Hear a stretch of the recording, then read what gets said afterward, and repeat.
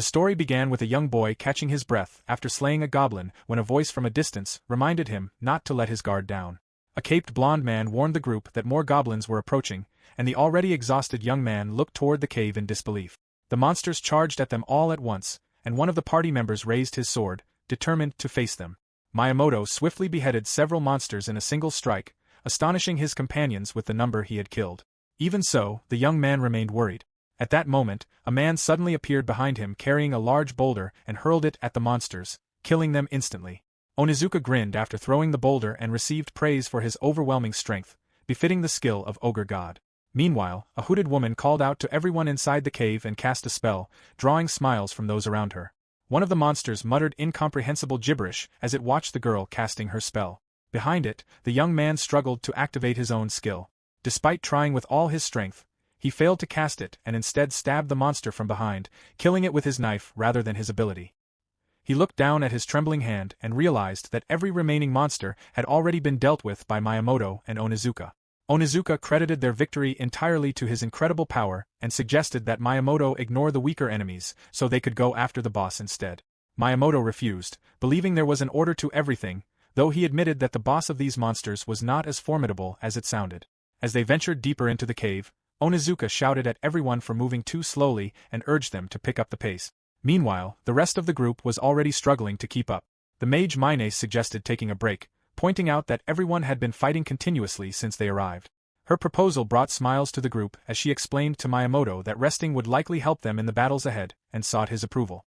In the end, Miyamoto accepted her suggestion and allowed everyone time to rest. The young man drank from his flask before sitting apart from the others. He stared into the flask as though deep in thought and wondered how much time had passed, concluding that it had already been quite a while. It was then revealed that the group had been summoned into this world. Only a few days earlier, the young man had been nothing more than an ordinary high school student. He recalled looking across the classroom at another young man, Miyamoto, who was dealing with a girl who had a crush on him. When the bell rang, he hurried to grab his bag so he could return home and start playing his new game. His thoughts were interrupted by a strange sound coming from the floor, leaving him confused as mysterious markings began appearing beneath everyone's feet. Before he realized what was happening, the entire classroom was engulfed in a mysterious light. The young man asked what was happening, only for his eyes to widen as he and all of his classmates were summoned to another world. Fear and confusion filled him as the king celebrated the successful summoning and welcomed them as heroes, while the man standing beside the king looked concerned. The class erupted in confusion, questioning the king about why they had been brought there. Some even referred to him as an old man while complaining that they wanted to go home. Their protests continued as the king merely smiled, and the man at his side prepared his sword. Miyamoto then stepped forward and calmed everyone, suggesting that they first understand the situation they were in by speaking with the people around them. He respectfully asked the king if he could pose a question, and the king agreed with a nod. As expected of the student council president, Miyamoto's words alone restored everyone's composure, and the young man recognized him as the kind of person naturally described as charismatic. After calming down, the class learned many things about the world they had entered. They had been summoned because the empire was in danger, and the world was inhabited by many different races and cultures. Then a status screen suddenly appeared before the young man, Nakatani Tato, revealing his special skill, absorption. The reason they had been called heroes was because everyone summoned into this world had apparently been granted a unique power. Nakatani thought his menu screen was malfunctioning, then sighed in confusion as he wondered what his skill, absorption, was supposed to do. Meanwhile, a loud scream echoed through the area as the scene shifted to a man nervously greeting Miyamoto. In an instant, Miyamoto sliced through the pillar behind him along with part of the man's headpiece before landing lightly on his feet. The crowd watched in astonishment and praised his display. What they had just witnessed was a skill, and every person's skill differed from another's. The girl standing beside Miyamoto praised him, causing him to react shyly. She remarked that Miyamoto remained exceptional wherever he went. It was then revealed that Miyamoto's skill was heroic. Whether it was magic, martial arts, recovery techniques, or physical enhancement, everyone in the class possessed powerful skills. Their abilities made it easy to understand why they were called heroes.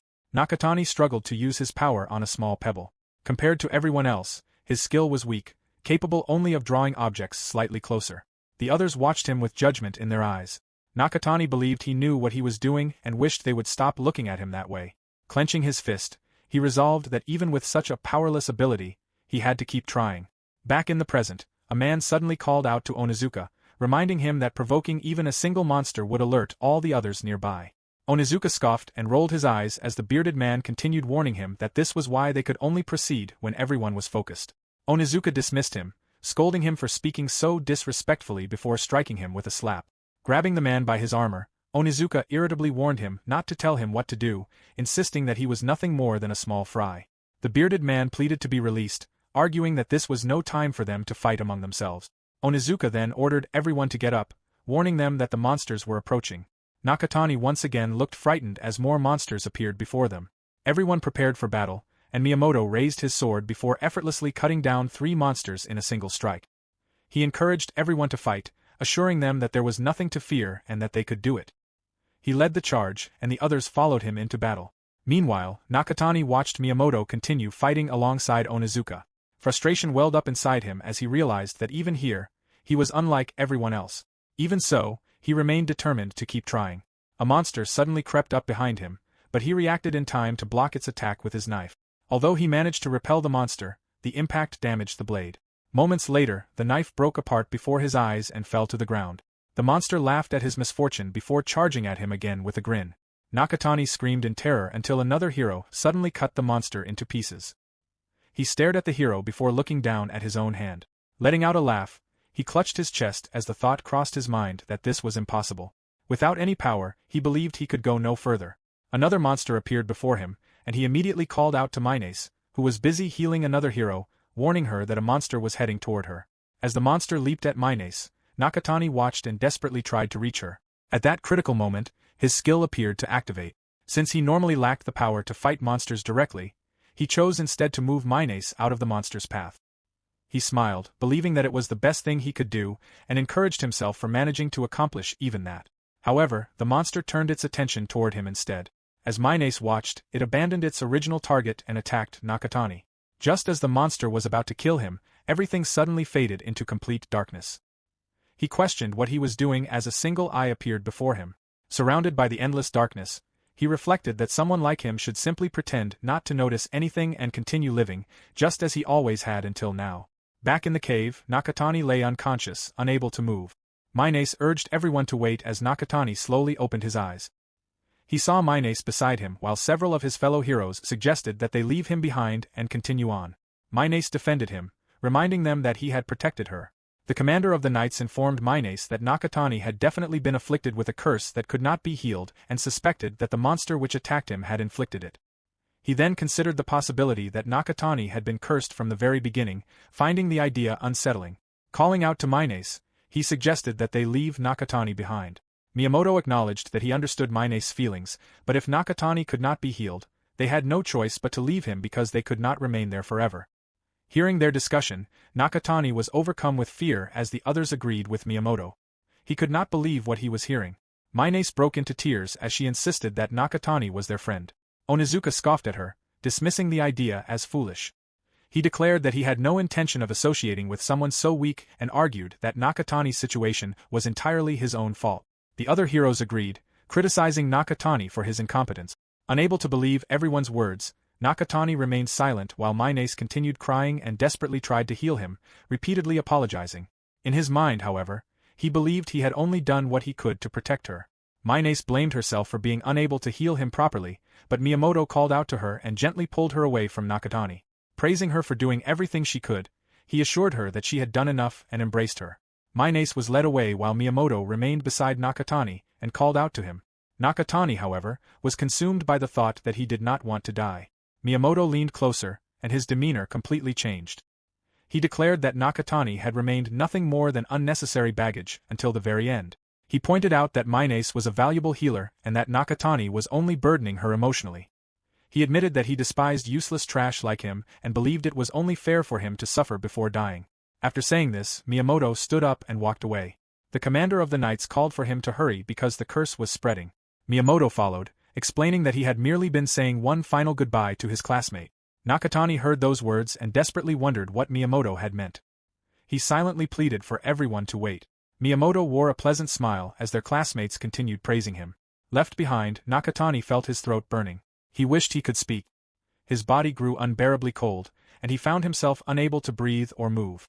Frozen on the ground, he could only wonder whether they truly intended to leave him there to die. Onizuka grinned as he remarked to Miyamoto that he had come up with a good idea. The commander of the knights warned him that the curse was drawing closer, but Onizuka immediately shut him down, refusing to be told what to do. He remarked that even someone like Nakatani was still considered a hero and suggested killing him to gain experience. Terror filled Nakatani as Onizuka approached without anyone stopping him. Unable to speak or move, he became convinced that he was about to be killed. Onizuka grabbed Nakatani by the front of his shirt. Nakatani could think of nothing except that he did not want to die and that the cold was unbearable. As Onizuka drew back his fist to strike him, Nakatani began to cry, still desperately clinging to life. At that moment, an unknown entity spoke within his mind, urging him to use his skill. Confused, he listened as the voice insisted that if he truly did not want to die, he could use his power. Nakatani remained doubtful, believing himself incompetent. Even so, he wondered if he should try, hoping that at the very least he could knock Onizuka down. He thought that if he succeeded, he would laugh about it in the afterlife, and he attempted to activate his skill. As Onizuka questioned what Nakatani was doing, a sudden commotion erupted before everyone. The surrounding crowd was confused and wondered if it was a newcomer. Onizuka cursed at Nakatani, calling him a bastard as he covered his face with one hand while the others asked if he was all right. He warned everyone not to come any closer as he glared at Nakatani, declaring that he was not going to die and demanding to know what Nakatani had done. Nakatani slowly stood back up, just as confused as everyone else. His body could move again. Meanwhile, Onizuka remained furious and declared that he intended to kill Nakatani. Insulting him as someone whose life had no value, he claimed Nakatani should simply become his experience point. As Onizuka threw a punch, Nakatani instinctively closed his eyes. When he opened one of them again, he was bewildered to find that he had stopped Onizuka's attack. Onizuka angrily demanded that Nakatani release him, while Miyamoto and the others stared in shock at the sight of Nakatani overpowering the skill of Ogre God. Nakatani wondered how he had managed to do it. The voice within him answered that it was the power of absorption, his true ability. Through it, Nakatani had absorbed Onizuka's skill, Ogre God. Still unable to comprehend what had happened, Nakatani remained puzzled. Onizuka, however, became even more enraged, convinced that Nakatani had been hiding his true strength all along. Believing that Nakatani had deliberately pretended to be weak in order to mock him, Onizuka resolved to kill him without fail. Nakatani dodged his attacks, determined not to die. Onizuka was left confused as Nakatani thought that if someone was going to be killed by something, he would rather they stop talking. Facing Onizuka head-on, Nakatani struck him with a powerful blow that sent him flying. At that moment, Nakatani had decided to kill Onizuka. Miyamoto watched in stunned silence as Onizuka coughed up blood from the punch. Observing the scene, the commander of the knights laughed and addressed Nakatani, admitting that he had never imagined Nakatani possessed enough power to overwhelm Onizuka. He praised the feat as the very talent expected of a hero. The voice within Nakatani urged him to come closer. The commander of the knights reached out, but Nakatani pulled his hand away. He remarked that he was glad to hear such praise from someone who had just tried to abandon him to die, adding that he found it rather unsettling. Nakatani then turned and walked away. Miyamoto called after him, demanding to know where he was going. He declared that he would not allow Nakatani to act however he pleased and questioned whether he was even listening. However, Nakatani could only think about the words Miyamoto had spoken to him earlier. Minace called out to him in confusion. Nakatani glanced back at her before silently leaving the cave. Miyamoto instructed Minace to tend to Onizuka, and she obeyed. He then spoke to the commander of the knights, warning that it was dangerous to leave Nakatani alone. Since Nakatani possessed enough strength to defeat Onizuka, he could become a formidable enemy if he ever turned against them. Miyamoto declared that the next time he encountered Nakatani, but before his intentions could be revealed, the scene shifted. Nakatani walked alone, remarking to himself that he felt cold and wondering how long he had been walking. Fortunately, he had not encountered any monsters along the way. The voice spoke once more, informing him that they had already been dealt with. When Nakatani looked ahead, he found a horde of monsters lying mutilated in pieces. The voice startled him again by urging him to come quickly and referring to him as an outsider. He silently questioned what the door before him was. At that moment, his status screen appeared once again, now showing Ogre God as part of his menu. The voice continued urging Nakatani to come, telling him the door was already open as he stood before it. It instructed him to open it and he obeyed. At the same time, his classmates all emerged from the cave. One of them remarked that the air in the area was terrible and wondered if Nakatani was already dead. She smiled as she questioned what kind of dungeon they were in and sought confirmation that it was the most dangerous one in the country. Another young man asked the commander for an explanation. The commander of the knights confirmed that the deeper section was indeed designated as a special grade prohibited area. More importantly, however, He was confused about where Akane had obtained such information about the dungeon. Akane, possessing the special skill observation, which allowed her to decipher a target's hidden intentions and thoughts, brushed off the commander's confusion. She then turned to Misane with a sweet expression and told her that she no longer needed to think about Nakatani.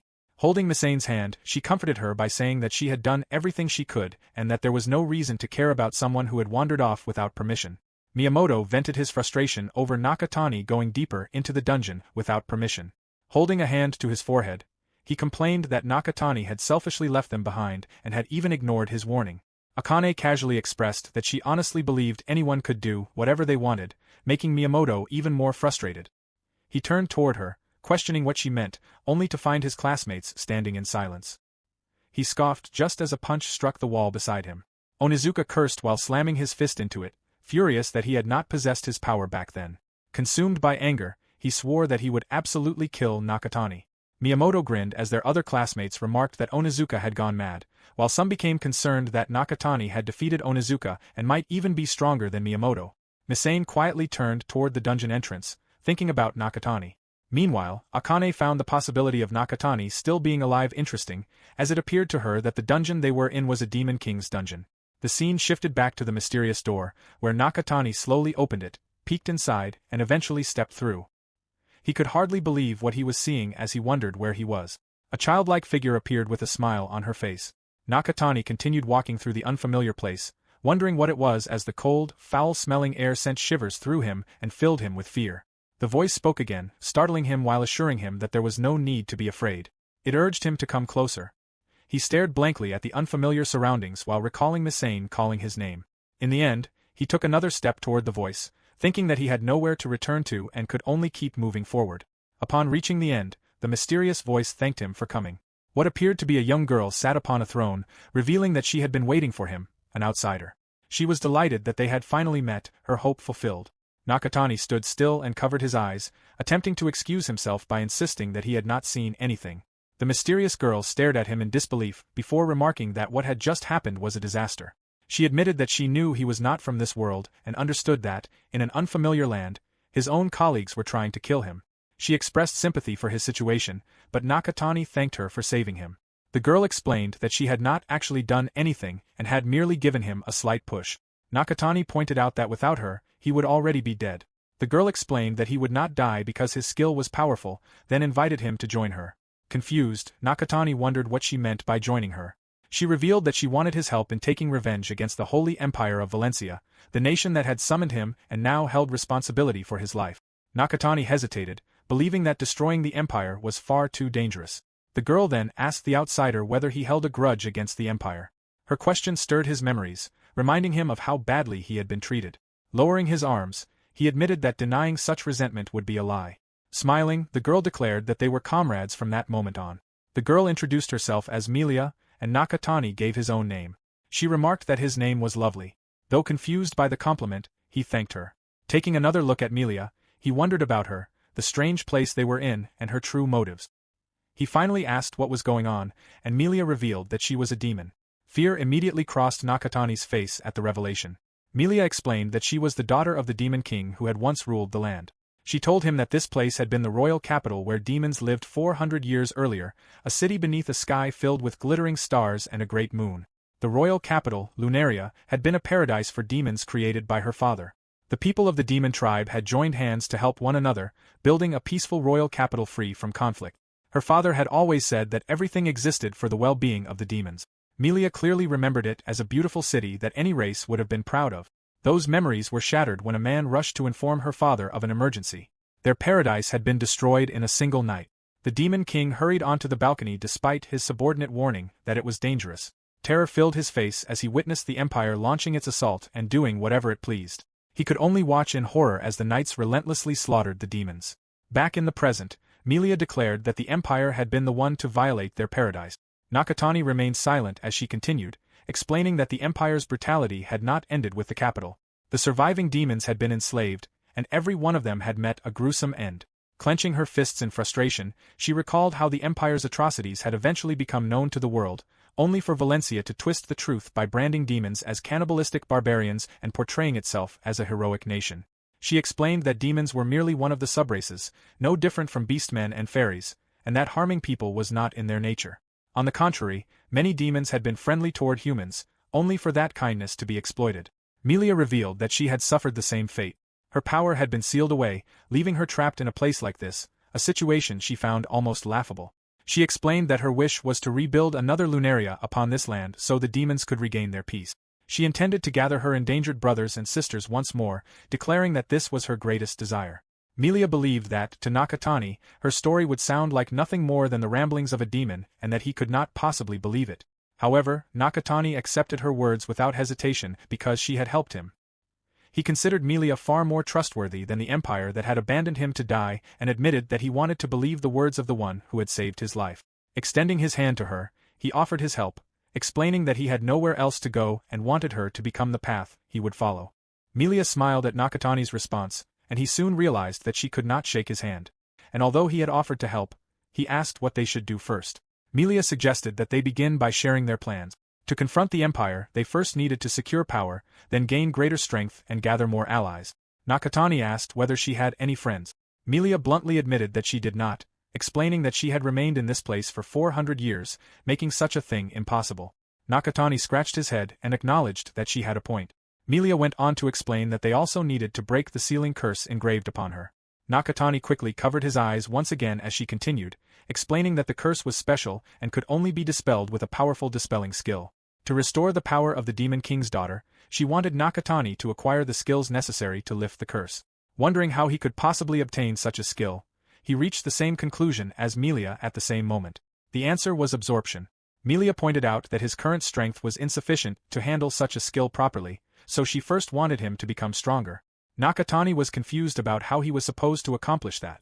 Suddenly, the ground began to shake. Melia remarked that it seemed they had awakened and explained that monsters periodically spawned within dungeons. Smiling, she considered the timing perfect. She reminded Nakatani that his power was absorption, a powerful skill capable of literally taking away the abilities of others. To begin with, she wanted him to absorb her power.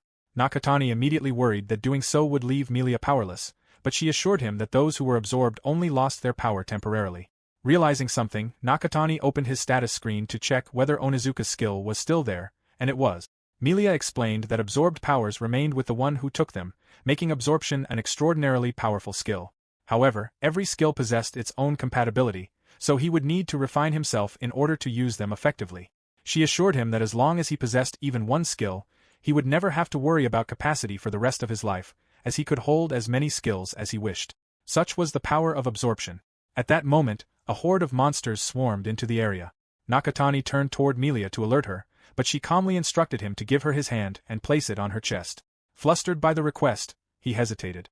Melia explained that direct contact was necessary to absorb as much power as possible and urged him to hurry. Nakatani tried to protest, but she interrupted him, reminding him that if he delayed any longer, the monsters would devour him. Blushing, Nakatani timidly placed his hand on Melia's chest. She blushed as well, while he shut his eyes.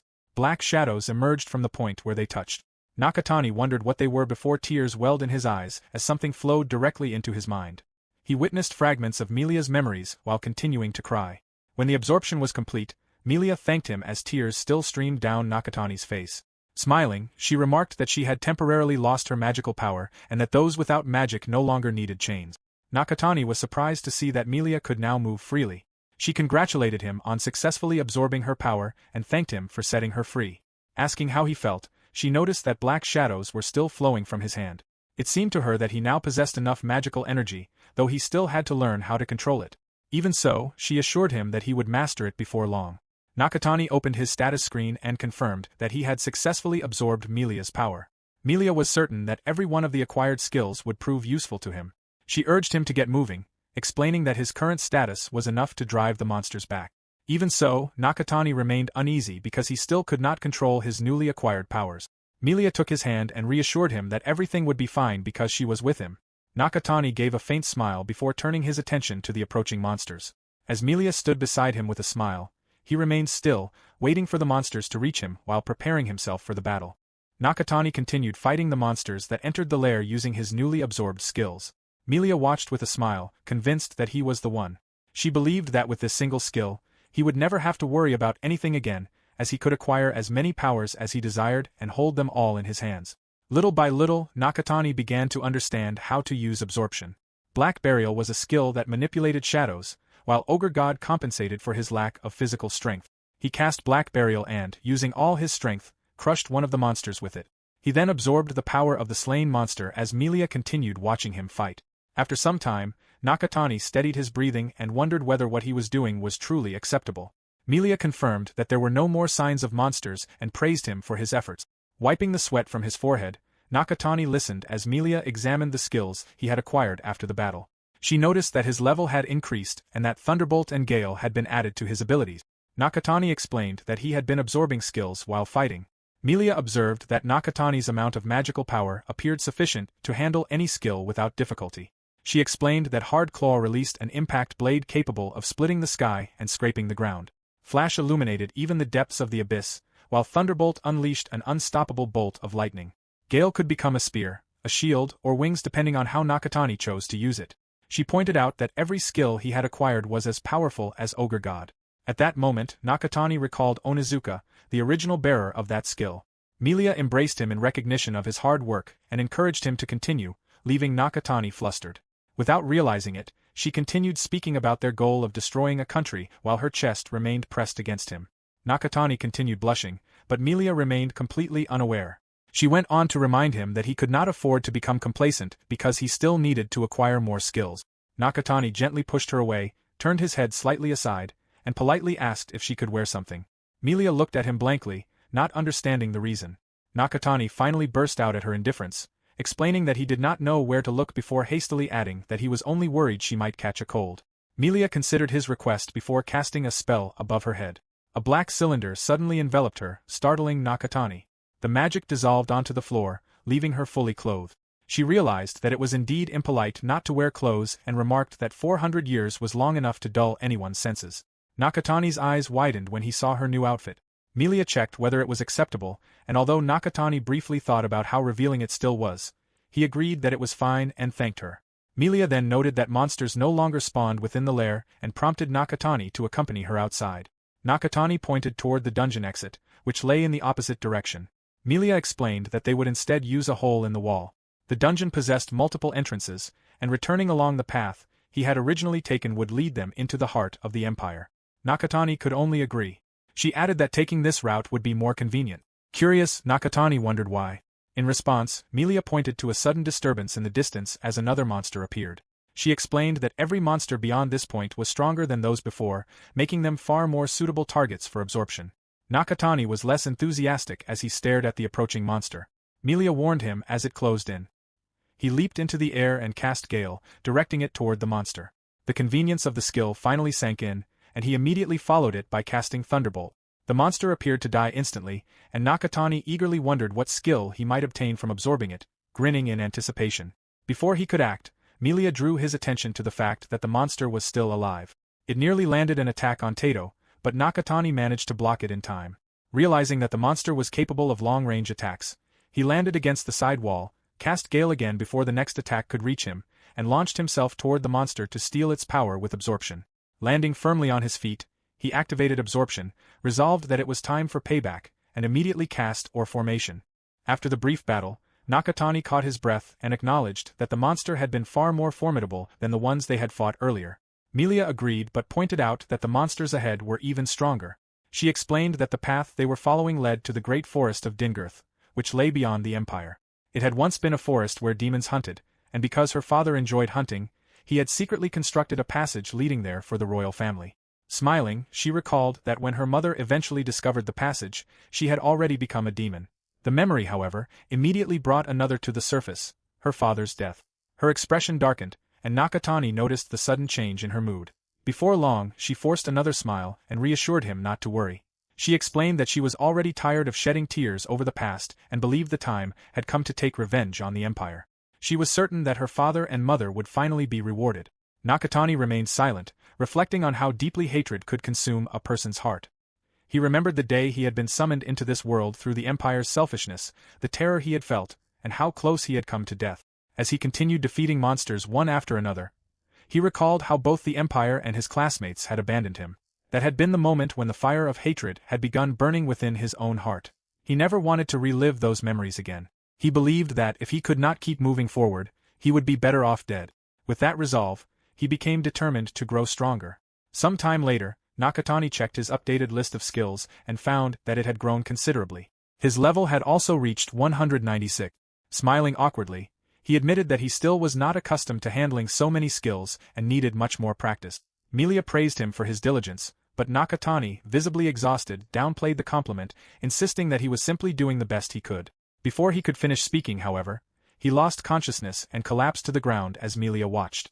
The scene shifted to Nakatani's time in his original world. He believed that life was easier if people pretended they had never seen certain things. As he walked down the street, he witnessed a boy being bullied. He knew it would be easy to ignore it, and even if someone like him intervened, nothing would change. He put on his headphones and continued on his way, convinced that hypocrisy could not save anyone. No matter how frustrating it was, that was reality. That was how he had always denied his own weakness. Minace noticed the bullying and confronted the bullies, while Nakatani remained nothing more than a bystander. Back in the present, Nakatani slowly regained consciousness after collapsing. He found himself lying on Melia's lap, where she greeted him with a good morning. Realizing that he had fallen asleep, he became flustered when he noticed where he was resting. Melia explained that they were currently protected inside a defensive wall created with black burial. Secretly, Nakatani found it unfortunate that he had woken up. Melia assured him that there was no need to worry because monsters of such low levels posed no threat. Nakatani apologized, admitting that he had not been able to sleep since arriving in the dungeon. Melia told him there was no reason to apologize, explaining that he simply had not yet mastered the magic conversion skill. She was certain that once he learned to use it properly, he would never feel drowsy again. Nakatani apologized once more before realizing what she had implied and wondered whether he would truly no longer need to sleep. Melia clarified that he still could if he wished, as long as he did not run out of magical energy. Nakatani suddenly remembered his days on Earth, when he would fall asleep during class after staying up late at his computer, and wished he had possessed such a skill back then. Melia dispelled the defensive dome and explained that magic conversion was a skill that restored magical power back into the body. Nakatani concluded that it would be easier to understand if magical power simply supplied the energy needed to stay awake and suppress hunger, making him realize how remarkable the skill truly was. He observed that absorption allowed him to increase the number of skills he possessed, but that meant nothing unless he learned to use them properly. He resolved that he needed to understand them completely. His thoughts were interrupted when Melia suddenly reacted in alarm. Nakatani asked what was wrong, only to see her weaken at the sight before them. The bridge ahead was gone. Looking more closely, he saw that it had rotted away and appeared to have been broken for a long time. Melia regarded the situation as a problem since they were almost outside. Nakatani asked what they were supposed to do now, pointing out that climbing down would be dangerous because they could not even see the bottom. Without warning, Melia grabbed Nakatani by the shirt. Before he realized what was happening, they were already in midair. Melia explained that they simply needed to jump across since there was no bridge. Nakatani accepted the explanation, acknowledging that it certainly was faster. After they landed, Nakatani lay on the ground for a moment and wished she would warn him before making such jumps in the future, thinking she had been far too casual about it. He admitted that he had genuinely thought he was going to die. Turning his head, he noticed an overwhelming number of skulls and bones scattered around him and realized that he was holding one of them. He immediately sat upright in shock. Melia calmly explained that they were human bones, which only horrified Nakatani further as he wished he had not learned that piece of information. Nakatani asked what kind of place they had arrived in. Looking around at the shattered weapons and blood-stained ground, Melia concluded that the scene must have been left behind after the war. She also noticed a suit of armor in the distance and identified it as belonging to the Empire. Nakatani questioned whether she was certain, but Melia was confident that she could never forget that armor. Nakatani could hardly believe what he was hearing as Melia continued her examination. She explained that the remains had been there for decades, and likely even longer. Picking up one of the skulls, she observed that the deterioration of the decorations and the bloodstains indicated their great age. The skull itself was unnaturally clean for someone who had died in battle, leading her to suspect that the flesh had melted away. Nakatani was confused by what she meant. Before she could elaborate further, the ground beneath them began to shake. Melia remained calm, her suspicions confirmed. An uneasy feeling washed over Nakatani just as a dragon suddenly appeared before them. Melia explained that they had apparently fallen into the dragon's nest and let out a small chuckle, remarking that jumping all the way down had indeed been the correct choice. She added that corpse dragons were on an entirely different level from the monsters they had encountered earlier, but defeating one would reward him with exceptionally powerful skills. The dragon immediately pursued Nakatani, forcing him to flee.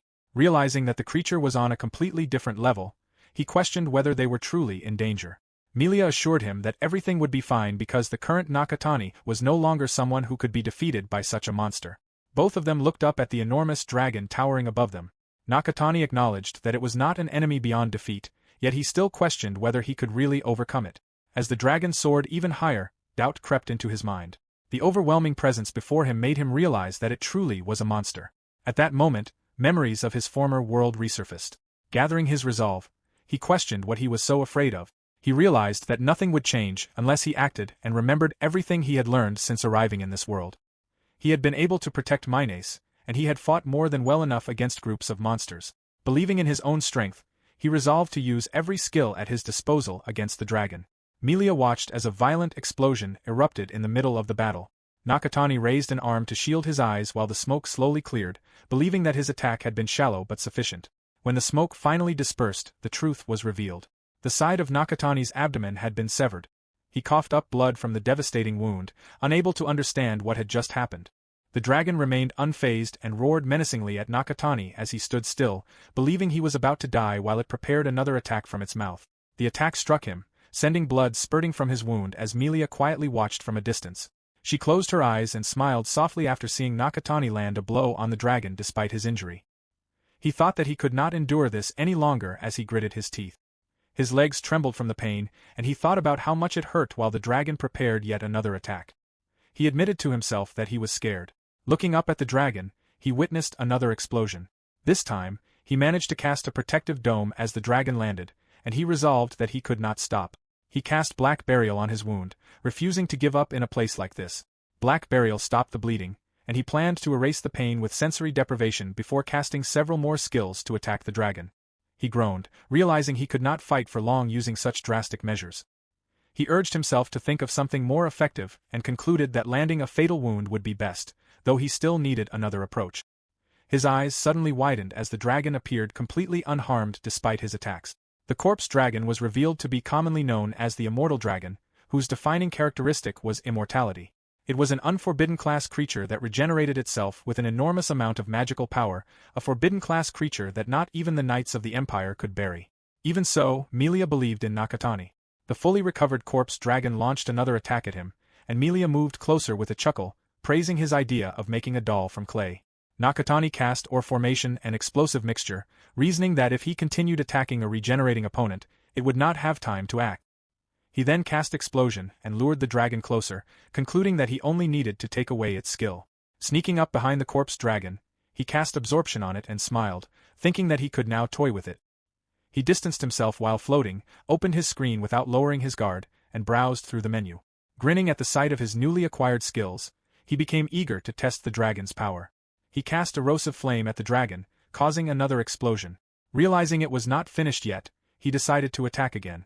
As the smoke cleared, he launched another attack, followed by another, continuing until he was certain it was dead and resolving to attack as many times as necessary. He unleashed yet another attack, feeling it still was not enough, and gave it everything he had. Ultimately, the corpse dragon shrank in size and died. Nakatani wondered if it was finally over.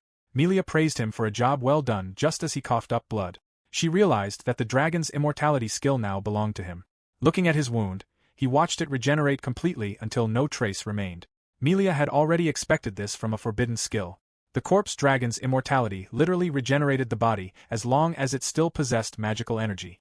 She then remembered that she had forgotten to tell him the corpse dragon was a taboo species, a general term for creatures possessing immense power beyond human control. In other words, Nakatani had obtained forbidden powers.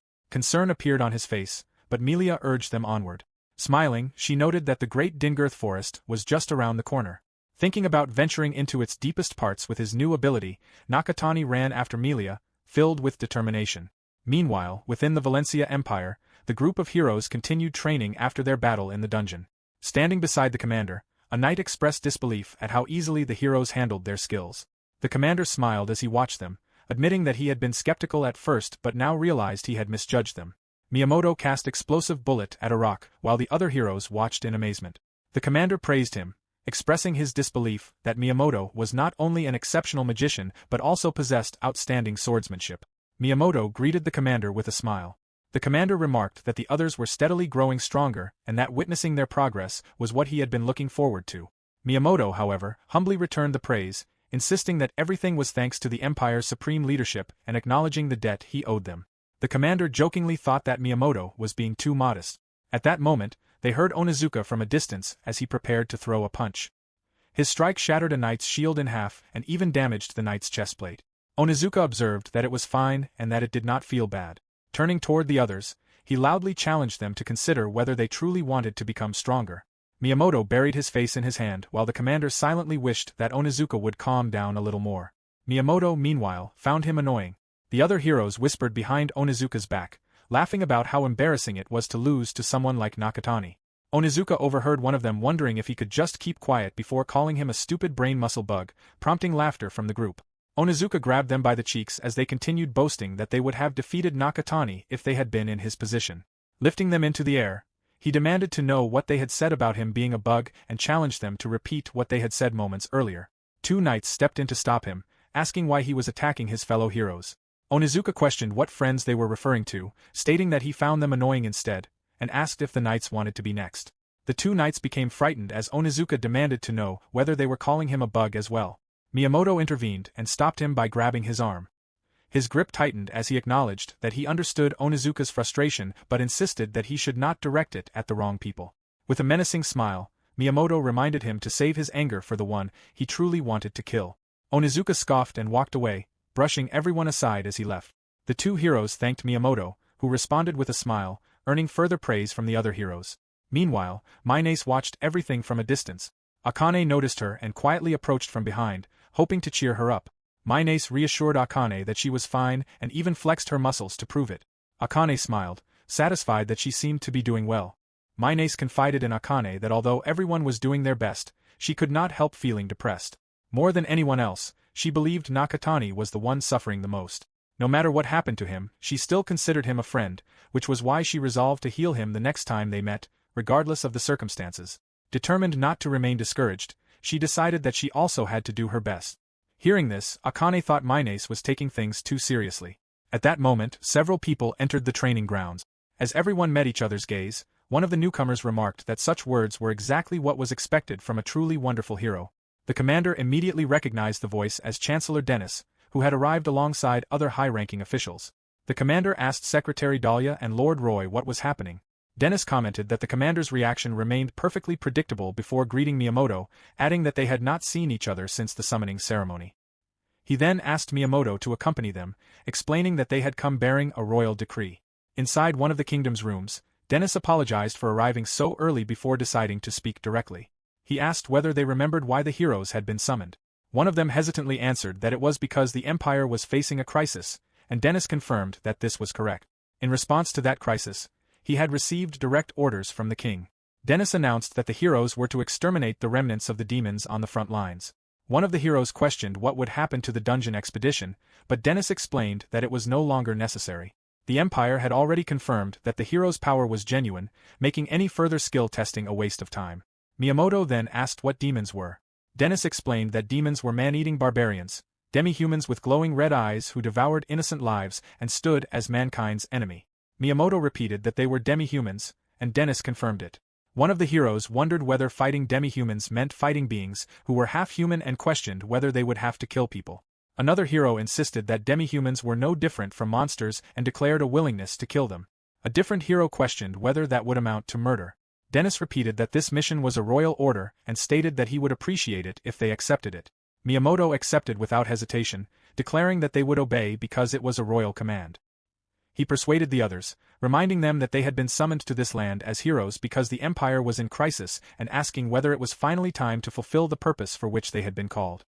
His fellow heroes agreed with him. Dennis praised Miyamoto as a fine man and thanked him for his cooperation. Dennis then shifted the discussion to the remnants of the demons, explaining that they were using an abandoned castle as their base. Deep within the Great Dingirth Forest once stood a prosperous demon city known as Argonum. Meanwhile, Nakatani and Melia continued walking toward the tunnel.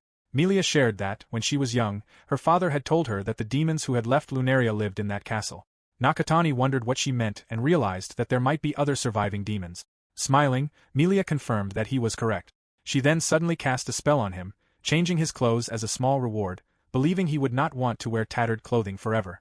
Looking at his new attire, Nakatani thanked her. Milia smiled, remarking that he was the type of person who cared about his appearance. Nakatani smiled as he thought it was all because of Milia.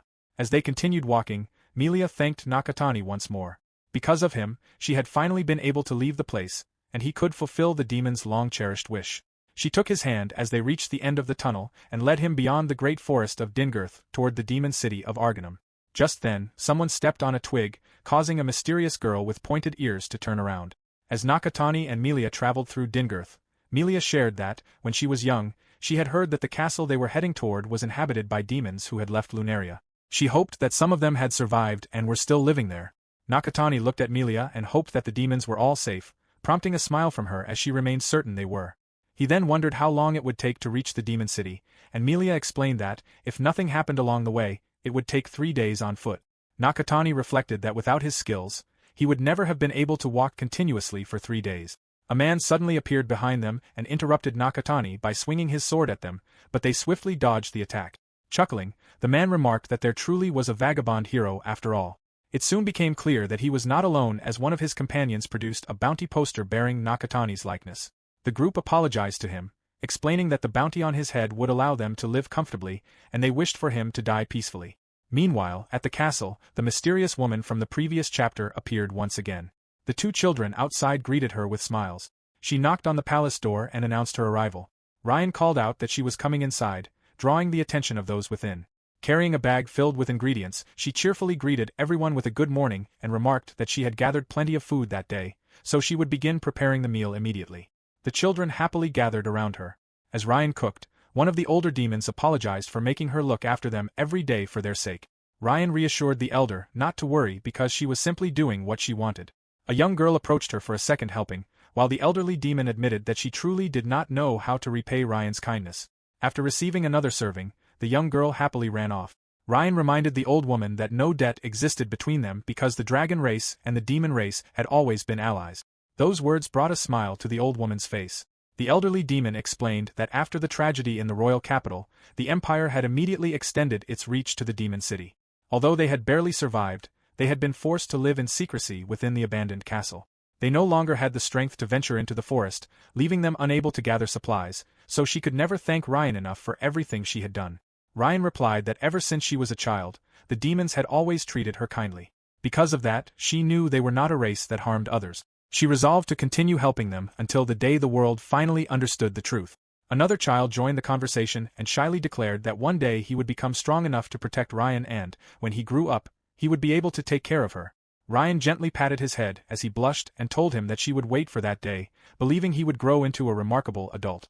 Watching Ryan interact with the children, the elderly demon found it hard to believe that the alliance between the dragon race and the demon race still endured.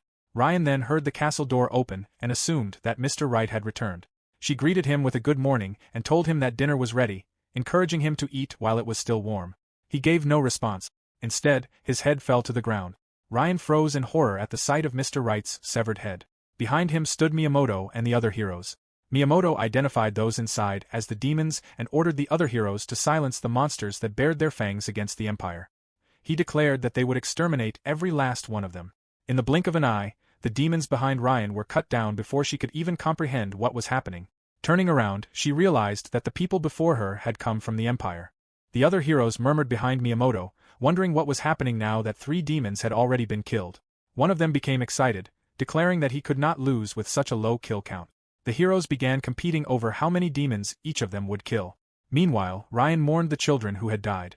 She gently caressed one of them as tears streamed down her face. As the heroes continued their competition, Ryan sprang forward and attacked Miyamoto, but he blocked her strike effortlessly. Noticing the horns on her head, he realized she was not a demon and explained that non-demons were not their target. Ryan cursed the Empire and demanded to know why they were taking the lives of innocent people. Miyamoto launched a counterattack, insisting that demons were cannibalistic barbarians and that their very existence was a sin. Ryan questioned what he meant, but another voice drew her attention as one of the heroes discovered a group of children. Another female hero asked why her companion had stopped, unable to kill them. The hesitant hero admitted that, even if they were monsters, they were still children.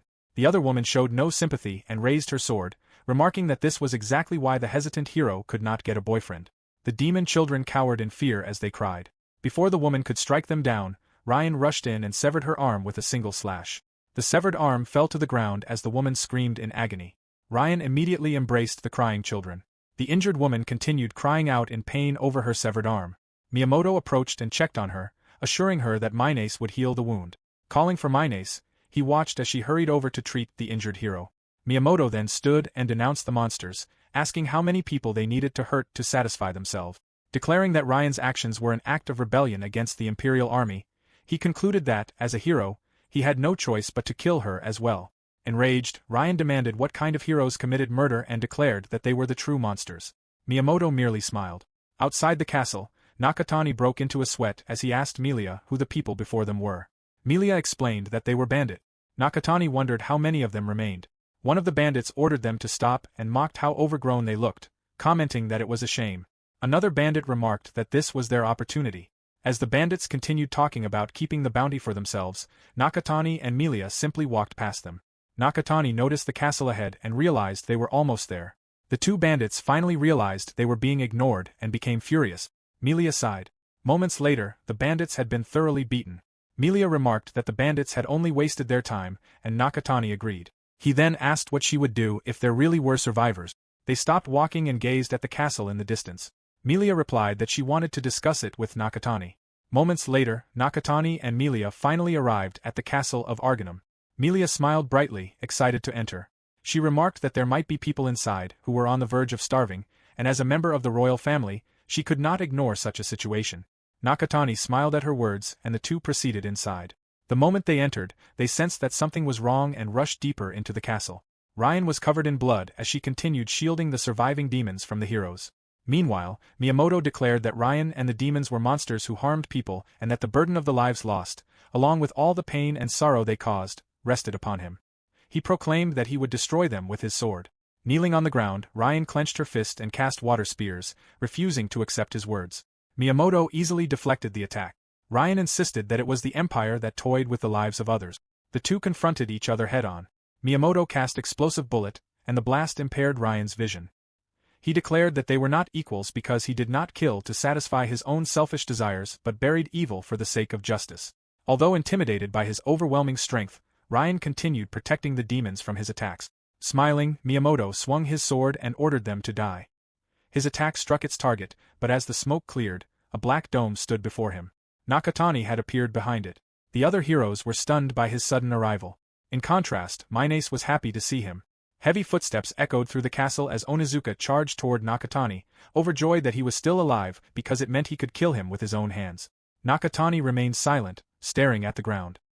He raised one hand and cast Black Burial on Onizuka, pinning him to the floor. The heroes were shocked by the attack and wondered who had cast it. Nakatani then asked Miyamoto whether he and the others had killed the demons. After a long silence, Miyamoto questioned what Nakatani was talking about and explained that demons were man-eating monsters whom they had come to exterminate. He grew angry at Nakatani's audacity to stand in their way. Melia could only watch in silence, while Ryan questioned what Miyamoto meant. Miyamoto assumed that Nakatani believed this world originally belonged to the demons and that he was the type to pity bears instead of killing them. He argued that such thinking would only increase the damage and questioned whether Nakatani intended to remain a hypocrite who refused to face reality. Raising his sword toward Nakatani, Miyamoto declared him a dangerous person and concluded that he would have to crush him himself. Before Miyamoto could act, Minace rushed forward and defended Nakatani, reminding everyone that he had once been their classmate and questioning why Miyamoto intended to kill him. Akane reassured Minace that everything would be fine and that it was not something she needed to worry about. Minace was confused by Akane's response. Akane wore an excited expression, bit her tongue and grinned, leaving Minace even more bewildered. Miyamoto charged at Nakatani, warning him not to become overconfident simply because he had defeated Onizuka. He declared that Nakatani should die properly the next time and called him a disease. As Miyamoto struck, Nakatani protected himself with Black Burial. The watching heroes praised Miyamoto's exceptional swordsmanship. They had never seen a technique like Black Burial before and wondered how much stronger Nakatani had become, while others admitted they would not want to be in Miyamoto's position. Miyamoto then cast Explosive Bullet. Nakatani remained silent as the explosion erupted. Miyamoto pointed out that Nakatani had done nothing but defend himself and mocked him as a miserable person with a grin. Minace called out to Akane, who once again assured her that everything was fine and told her to keep watching. Nakatani continued blocking Miyamoto's sword while Minace observed the battle. Miyamoto asked Nakatani how he liked his newfound strength. Ignoring him completely, Nakatani briefly glanced at Milia, and she responded with a nod. Miyamoto continued boasting that he had grown stronger while Nakatani stubbornly disappeared and proclaimed that this was the power of a hero. Milia pointed at Miyamoto, signaling to Nakatani that she had no need for him. Nakatani's eyes widened, and he struck Miyamoto with a successful attack that sent him flying away along with his sword. Miyamoto was stunned by Nakatani's strength after being sent flying across the ground along with his sword. Unable to comprehend what had happened, he wondered what Nakatani had just done. Everyone else stood frozen in shock. Akane quickly ordered everyone to retreat, instructing those with skills useful for carrying supplies and the wounded to remain while everyone else fled. Nakatani returned to Milia's side, but she stopped him and pointed toward the girl with summoning skills and Minace, who possessed healing magic. Minace was focused on regenerating the injured woman's severed arm while Nakatani silently watched her. As panic spread throughout the castle, Nakatani slipped behind one of his former classmates and cast absorption on her. She collapsed to the floor, but the others were too preoccupied with escaping to notice. The heroes fled the castle as quickly as they could, leaving only Minace, the injured woman, and Akane behind. Nakatani approached them and raised his hand toward Minace. She politely explained that she was in the middle of healing her fellow hero, but he ignored her words and cast absorption on her as well. Akane could only watch. Minace collapsed to the ground while Akane trembled in fear. Nakatani then turned to the injured woman and used his newly acquired healing magic, instantly regenerating her severed arm while she remained too confused to understand what had happened. Afterward, he walked away, and Akane could not take her eyes off him. Their attention was interrupted by another hero shouting for them to escape immediately, but Miyamoto remained focused on waking Onizuka. Onizuka coughed up blood as Miyamoto watched in disbelief. As Nakatani returned to Milia, the remaining heroes continued fleeing for their lives. Ryan gritted her teeth in fury and rushed past Nakatani. Chasing after the retreating heroes, she screamed at the Imperials not to run away. One of the heroes drew her sword and confronted Ryan. Ryan created some distance between them, condemning them for taking whatever they wanted before fleeing like coward. The hero calmly sheathed her sword, and Ryan suddenly coughed up blood before collapsing to one knee as the heroes continued their retreat. Still consumed by anger, Ryan tried to continue, but Nakatani stepped in front of her and urged her to be reasonable. He pointed out that the heroes were stronger than they were at the moment and that saving the injured should take priority. Ryan could do nothing but grit her teeth in frustration. A short while later, Nakatani called out to Milia, who was gently closing the eyes of one of the fallen demons. The aftermath was devastating. Milia reflected that things might have been different if her power had not been sealed, but she ultimately accepted that, even then, the dead would not return. Nakatani called to her once more. She turned toward him looking completely defeated. Noticing her condition, Nakatani cast healing magic. He successfully healed the remaining survivors as Ryan watched, while Milia quietly walked away. Ryan hurried after her and apologized in case she had mistaken her identity, then asked whether Milia was truly the person she believed her to be. Milia slowly turned toward Ryan. The moment Ryan saw her face, she realized the truth and immediately apologized to Lady Milia. The surrounding demons looked on in confusion. Ryan collapsed to her knees, overwhelmed with emotion. She lamented that even though Milia had been there, she had still been hurt. Blaming herself, she confessed that she had been unable to do anything, unable to protect everyone, and believed that everything was her fault. As Ryan wept, Milia reached out and took her hand, gently remarking that she was still the same crybaby she had always been. Milia then observed that Ryan had grown much bigger and teasingly thought she had become rather cheeky. Ryan looked at her in confusion, but Milia simply embraced her and praised her for doing a wonderful job. She assured Ryan that she had not been alone and thanked her. Ryan cried even harder as Milia remained by her side, comforting her. The surviving demons rushed over after seeing Ryan in tears, while Nakatani stood at a distance, watching with a determined expression. After the gruesome battle, the survivors held a burial for the fallen demons, and everyone mourned the loss of their loved ones. Milia suddenly raised her hand, leaving Ryan confused. Tombs emerged from the ground, astonishing everyone, especially one of the nearby children. Milia quietly told the deceased to rest peacefully and promised that the regrets they had left behind would be taken care of. Nakatani stood in silence as Milia asked Ryan if they could speak privately. Before answering, Ryan looked back at the other demons before deciding to follow Milia. The remaining demons watched as she walked after Milia, who wore a gentle smile. A short while later, Milia began asking Ryan about what had happened. Before she could continue, however, Nakatani wanted to know what kind of relationship the two of them shared. Realizing she had never introduced the dragon woman to him, Milia simply pointed at Ryan and stated her name. Nakatani was left speechless. Although Milia's introduction was accurate, Ryan explained that she and Milia had been childhood friends. Ryan revealed that the dragon race and the demon race had once been allies. Although the dragon race had only a small population, the previous demon king, _wnfs, had protected them. Because of their dwindling numbers, the dragon race had become the target of many other species. Ryan recalled how they had been forced to move from place to place every day, gradually exhausting the weaker members of their race. She herself had been close to death from dehydration as her father carried her in his arms, reassuring her that a water field lay just ahead, and asking her to endure a little longer. Despite her weakened state, Ryan noticed a flying creature in the sky. It was during that desperate time that the kindness of the demons saved them. _wnfs and the young Melia encountered Ryan and her father and recognized them as members of the dragon race. Seeing how frail they were, _wnfs invited them to rest within his country. Soon afterward, the demons welcomed the dragons with open arms. _wnfs even entrusted the land to Ryan's father, the leader of the dragon tribe. While Melia's father ruled over the demon city, both races joined hands in pursuit of a peaceful world. Melia explained that this was why she and Ryan had grown up together as the children of their respective rulers. Nakatani finally understood how they had become childhood friends. Melia then continued the story, explaining that after the royal capital fell, the demons had come to rely on the dragon race. Ryan added that the demon city had temporarily become a refuge for those fleeing the royal capital, but the Empire's forces soon reached the city as well. At that time, she had not yet possessed the strength to fight, leaving her with no choice but to flee amid the chaos. Only recently had she returned to this land. Nakatani asked where Ryan had been during that time. Melia explained that Ryan had entered a dormant state as Ryan lowered her gaze. She described dormancy as a long period of hibernation during which magical power did not leak from the body, greatly reducing the chance of being discovered by enemies. By the time Ryan returned, however, only young children, elderly people, and the seriously injured remained in the city. The only survivors were those left behind. Ryan confirmed that everyone who had still possessed the strength to resist had already fought. From that point onward, she had done everything she could on her own. Nakatani was impressed that Ryan had managed to shoulder everything by herself, but she merely laughed it off, believing they had never stood a chance against the Empire's heroes. Hearing the word hero reminded Nakatani of Miyamoto. Ryan continued by saying that the demons had all been good people who had done nothing to deserve being slaughtered. She broke down in tears once more as Nakatani and Melia remained silent. After a while, Ryan wiped away her tears and remarked that if Melia and Nakatani had not arrived, everyone would have been killed. She was grateful that at least some of them had survived. Still, Ryan did not know who Nakatani was and asked Melia about him. Melia simply introduced him as Nakatani, leaving both Ryan and Nakatani wearing blank expressions.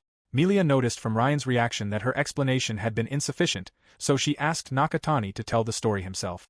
Nakatani explained that he had been summoned into their world alongside the other heroes but had ended up acting separately from them for various reasons. He assumed Ryan had already witnessed what had happened and understood that she regarded both the heroes and the Empire as enemies. Melia clarified that this meant Nakatani was on their side. Ryan found it hard to believe that a hero could be their ally. Melia asked whether Ryan had seen the battle and explained that Nakatani was stronger than the other heroes. Ryan accepted this, having seen Miyamoto treated like a child during their previous fight. Melia further explained that Nakatani had broken her seal and defeated the hero. Since a hero was merely a human, she believed it was more appropriate to think of Nakatani as a demon rather than a hero. Nakatani responded with an awkward smile. Melia then remarked that, although it was a little late, they had also found a clue for their counterattack. She asked Nakatani whether he had done well earlier, and he immediately understood what she meant.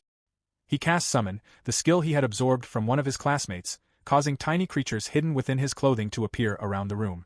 Nakatani admitted that the skill itself was unreliable but observed that strength in numbers allowed it to accomplish many different tasks. Melia agreed and noted that the Empire was actually transporting goods using this ability. Nakatani pointed out that they had taken away the hero's power and acquired many of their supplies. He asked if this had been Melia's objective all along, adding that his own newly acquired abilities had merely been a byproduct, while Summon would likely prove extremely useful in the future. Ryan was astonished to learn that Nakatani could steal skills. Wearing an awkward smile, Nakatani clarified that the theft was only temporary for the original owner, whereas he could continue using the stolen skills permanently. Melia remarked on how extraordinary Nakatani's ability was. However, she also explained that the Empire already knew about his skill and had labeled it an unlucky skill. This caused Nakatani to wonder who had first described his power that way. Compared to abilities such as Hero and Ogre God, which possessed overwhelming strength, his power to pull things toward himself had indeed seemed unimpressive. Even compared with practical abilities like Healing Magic and Summon, which he had previously absorbed, his original skill had appeared insignificant. Only Melia truly understood the real potential of his power. Melia encouraged Nakatani to fight back. She then asked whether he had been responsible for dealing with the group they had encountered earlier. Nakatani immediately remembered the bandits they had defeated on the way to the abandoned castle. His wanted posters had already spread throughout the empire. Later that day, they returned to confront the bandits and finally understood what the empire had done. One of the bandits confirmed that their conclusion was correct and claimed that he had already revealed everything he knew. He pleaded to be released, insisting that no matter how many lives he had, it would never be enough if he continued rolling around there forever. Nakatani remained silent as he read the paper in his hand. At that moment, the silhouette of a monster appeared between the trees. Ryan asked for Nakatani's thoughts, and Nakatani admitted that he did not even know what to think about the matter. At the Holy Empire Valencia, Miyamoto struck a pillar in anger, leaving the castle guest room in silence. No one could bring themselves to look at him. Meanwhile, in the treatment room, several heroes were seriously injured. Akane checked on the hero from before, who explained that her arm no longer hurt, that not a single scar remained, and that she had even thought at one point that she was dreaming. She grabbed Akane in distress, worried about what would happen to them from then on, admitting that she no longer knew anything and that she was in so much pain. Miyamoto then turned his attention to Akane, insisting that she knew something as well. He pointed out that she had never properly explained her abilities and questioned what she was hiding. Akane urged him to calm down and reminded him that she had already told him her ability only improved her eyesight slightly, claiming that was all it did. She then declared that she would give everyone an answer, explaining that she had seen Nakatani's status with her own eyes.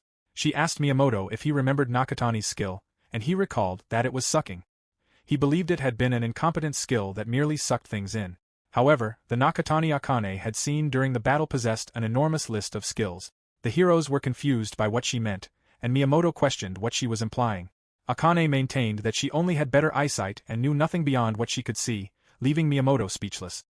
He cursed while thinking hard about Nakatani's seemingly cowardly power, but Akane corrected that assessment, insisting his power was not cowardly. Minace then entered the guest room as the discussion continued over whether they truly had to fight Nakatani. They questioned whether he was protecting the demons, began wondering if demons really ate humans, and considered what the Empire wanted from them. Another man entered alongside Minace. Akane looked at her with surprise and checked whether she was all right, telling her not to push herself. She also asked who the man accompanying her was. The man remarked that it was incredible to see the party of heroes in such a worn-out state and laughed that even their heroic strength had been of no help. Miyamoto seriously asked for his identity. The man replied that he wished to know the nobles of the country to which they were indebted. He introduced himself as Malcolm Salisford, the finance minister and the next head of the Salisford family, and formally made his acquaintance with the heroes. Miyamoto then asked what the minister wanted from them. Malcolm replied that he wished to lend his wisdom to the heroes who had fled like the remnants of a demonic tribe. He clarified that he had not been the one who allowed their former comrade to join those remnant. Malcolm pointed out that, if not for that, the heroes would have been in far worse condition. According to him, the other court nobles had not expected them to emerge from the dungeon alive, and he had been the one to handle the matter. He placed a hand on Miyamoto's shoulder with a smile and remarked that they could not afford to let things end like this. Otherwise, Miyamoto would simply be remembered as the hero who had been unceremoniously defeated by an imperfect skill. Miyamoto glared at Malcolm, who merely mocked the frightening expression on his face. Malcolm then stated that it was not too late for the heroes to demonstrate their strength. He offered to teach them everything about the demons accompanying Nakatani and about Nakatani's power, explaining that information itself was a weapon. He also revealed that he suspected Nakatani and the others might already be dead because someone he had sent after them might have killed them. He shared that he had arranged for anyone familiar with the underworld to recognize Nakatani's face. He added that such people usually appeared only in forests and ruins, so if the heroes wanted revenge, they should hurry as well. Unable to contain his anger, Onizuka punched one of the pillars before grabbing Malcolm by the collar in a fury. He demanded to know where Nakatani was and what he was doing. Malcolm calmly gave an order to the hooded man behind him, who carried Onizuka away while Malcolm remarked that heroes were savages. Onizuka cursed him and demanded to be released. Malcolm remained indifferent, ordering Onizuka to stay where he was because he would tell him. As he played with his mustache, he questioned what the big deal was. Onizuka grew even angrier, insisting that the answer should have been obvious. He demanded to know what tricks Nakatani had used and what he had done. Miyamoto joined in, insisting that Nakatani should not have possessed that kind of power because he had been a coward. Malcolm then mentioned that the Demon King's power was truly unbelievable. As Miyamoto looked at him, Malcolm explained that the Demon King had been defeated by the Empire 400 years earlier. He added that his family had built its reputation ever since. He then turned the conversation toward how to defeat them, chuckling as he claimed to know everything. They moved to the Salisford mansion, where Malcolm welcomed them as they dined while discussing power. Malcolm began by bringing up the dungeon they had first visited, the Imperial Underground Labyrinth. He explained that its true name was the Dungeon of the Demon King, as it had once been a city ruled by the Demon King. The resentment of the demons and a girl's magical power remained there, causing the number of monsters to increase without end. He revealed that the heroes had been sent on that expedition because it was the perfect place to test their strength. Miyamoto asked about the girl Malcolm had mentioned, and Malcolm explained that she was the Demon King's daughter. She had been sealed in the deepest part of the dungeon, and he remarked that he wished she had already been killed. Another hero asked if she was the same girl who had been with Nakatani, and Malcolm replied that he was fairly certain it was. After taking another drink of champagne, Malcolm continued that although Melia carried the Demon King's blood, she was still only a child, so she should not have been a significant threat. Even so, the heroes had still lost to her. Onizuka placed his foot on the table and argued that the only person they had actually fought was Nakatani, insisting that Nakatani was not the type to let someone worthless take the front lines. Malcolm smiled as he stroked his mustache and confirmed that Onizuka was correct. He explained that the girl had been unsealed through Nakatani's power, making him certain that the heroes would not be able to accomplish much with their current strength. Meanwhile, Akane looked troubled as she remembered examining Melia. Minace noticed her uneasiness while Malcolm continued explaining that humans were powerless compared to demons, dragons, and the various subhuman races. Because humans were so weak by comparison, they had created several weapons to ensure the survival of their species, one of which was hero summoning. Malcolm explained that 400 years earlier, it had been the hero of that era who destroyed the demons. That hero was an extraordinary individual whose power exceeded that of more than 30 heroes combined. His name was Rei, the genuine hero. Once a man obtained true power, a single attack could wipe out an entire enemy force. Miyamoto took offense at Malcolm's words and asked if he was implying that he was weak. Malcolm answered plainly that he was, adding that he was disappointed because the heroes were inferior even to his private army. Another hero pointed out that Malcolm's guard had restrained Onizuka with only one hand. Onizuka slammed his fist onto the table, declaring that he did not care about the Demon King and only wanted to know about Nakatani. Malcolm agreed and explained that the reason the heroes were weak was also important. When Miyamoto asked what he meant, Malcolm revealed that heroes were originally capable of learning the powers of their opponents. Miyamoto questioned whether that was really possible, prompting Malcolm to explain that Hero Rei had been summoned into the world with extraordinary power. The heroic strength Miyamoto possessed was merely a skill that had originally belonged to Rei. Miyamoto became even more confused as Malcolm continued, explaining that Rei had grown stronger simply by observing the skills of others. In the end, Rei had become so powerful that the world itself could no longer contain him. Miyamoto remarked that such power was excessive. Malcolm, however, considered it acceptable because the newly summoned heroes had inherited all the power Rei had acquired, and they simply needed to unify it. Later, Minace and Akane looked toward Malcolm while Onizuka found the revelation interesting. He concluded that they should learn the powers of other people and considered it easy to imitate someone insignificant. He then shattered the chandelier with his bare hands. The classmate beside him was stunned because that had been his skill and wondered when Onizuka had learned to use it. Miyamoto finally understood the situation. Meanwhile, in town, Melia complained about her tight clothing and the hot weather. Nakatani told her to endure it because she could not walk around town dressed as she had been earlier. Ryan agreed, believing it would be too risky. Wearing the formal attire of a demon lord would be no different from revealing their identities. Nakatani, however, had actually been thinking about how revealing her clothes were and that it was that kind of risk, but he concealed his thoughts and agreed that he had meant the same thing. Ryan suddenly stopped walking and quietly suggested that they be more cautious. She questioned whether Nakatani's profile had only been distributed among thieves and bandits, reasoning that it would be safe for them to remain in town if that were the case. Nakatani believed that it was. Melia remarked that it had been a long time since they had walked around town together while Ryan played with her hair. Ryan explained that she could only accompany them because Melia had left a barrier protecting the demon capital. Melia considered it only natural for royalty to protect their people. She also thanked Ryan for coming with them and expressed that she could rely on her. Something then caught Nakatani's attention. It was a banner, which reminded him of what one of the bandits had told him about Malcolm Salisford, the imperial finance minister. The bandit had described Malcolm as an imperial noble who used money to do whatever he pleased and claimed that he was even worse than thieves. He had also revealed that Malcolm controlled a territory near the empire and that Nakatani would understand what kind of man he was by going there. As Nakatani looked around, he continued recalling the bandit's words. Even considering Malcolm's title, the atmosphere around the capital felt unpleasant, and he thought he heard a passerby complaining about something. Wanting to gather information first, Nakatani proposed investigating the area.